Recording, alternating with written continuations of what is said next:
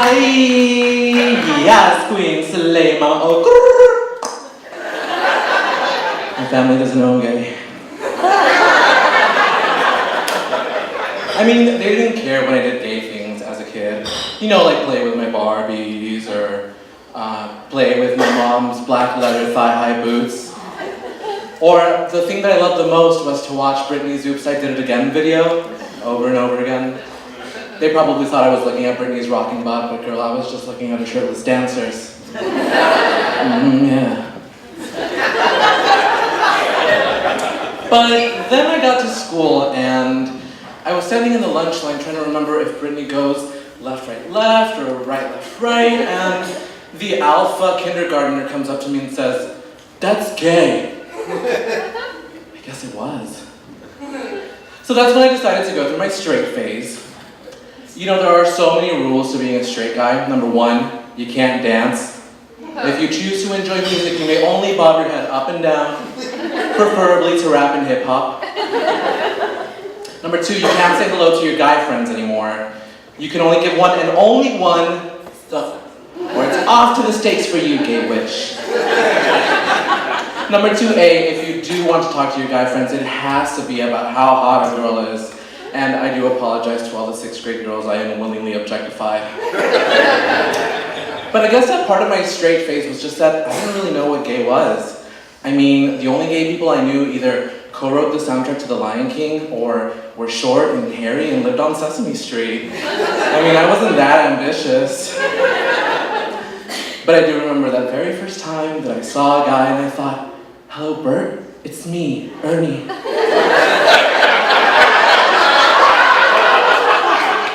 My friend and I were in PE and trying not to fail, essentially. And I guess I was looking at the guys playing basketball for a little too long because he nudged me and the first things to come out of my mouth was, "I'm just jealous of how they look." Chubby gay kid in the closet 1, potentially homophobic friend 0. But then a few weeks later, that same friend texts me and he says, "Hey, we need to talk." I'm thinking he found me out, and I'm already planning out the letter that I'm gonna write my family when I leave them behind. And then he says, "I think I like guys too." I'm not the only one, but what are we gonna tell our friends? What are we gonna do at school? Are we a couple now? Or you can be the gay guinea pig. So I texted him back and I said, "Hey, I like guys too." And he said, "But I also like girls." And I'm like, yeah, me too. So we came out at school, and every time he would come out, I'd be right behind him saying, "Me too." And things were actually pretty great at school. I mean, I thought that we were gonna be the first generation of gay kids to not have the trauma of coming out. And then I remembered I was Mexican. See, coming out to your parents when you're Mexican is only the tip of the iceberg. I lived with my grandmother, my mother, 4 aunts, and a cousin. 7 Mexican Catholic women, 1 newly gay teenager. How did we not have a show on TLC? The one that I was scared of the most, though, was my grandmother. She usually was my right-hand woman. Every time my mom said, "Mijo, no more candy," she'd be right there sneaking a Snickers bar like a narco at the border. Every time I wanted another plate of food, my mom was right there ready to fight my grandma. Thanks, Grandma. You think she sounds so nice, how could you be scared of her? I remember this one time, I interrupted her during one of her prayers. She gave me a look that told me exactly how much it was gonna hurt after she was done with Jesus. So how the HE double hockey sticks was I gonna tell my grandma I was gay? I miss her so much. But I'm pretty sure I dodged a bullet when she passed away. So I kept it all hush-hush in my family. Well, as hush-hush as one can keep it when you're belting The Little Mermaid every weekend. But, you know, I always wonder, if I hadn't pretended to be straight, could I have had a better life? And more importantly, could I have had the quince of my dreams? One by one, my cousins each had their moment to shine, and I was right there, looking at them, wanting to be part of their world.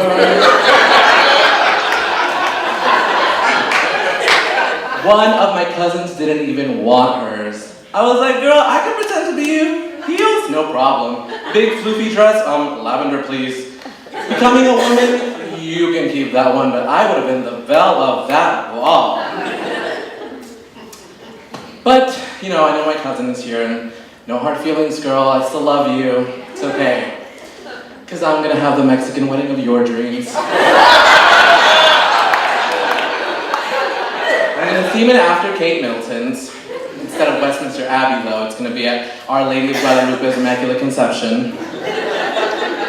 I'm going to contact Kate's dress designer to make me 2 dresses, and my mom's going to sew them together to hopefully fit. And 2 big controversies in my family are just going to be, he's in a dress, and he's wearing white. And of course, because it's a Mexican wedding, I'm going to have a live banda and mariachi for my family, but I'm also going to have a live Britney impersonator for my gays. And at the end of the night, when I'm too drunk to walk away, because the one thing that Mexicans and gays have in common is alcoholism, my husband is going to carry me off into the sunset, and we're going to have our perfect gay honeymoon. So do me a favor and hit me up after the show if you know anyone that can carry me.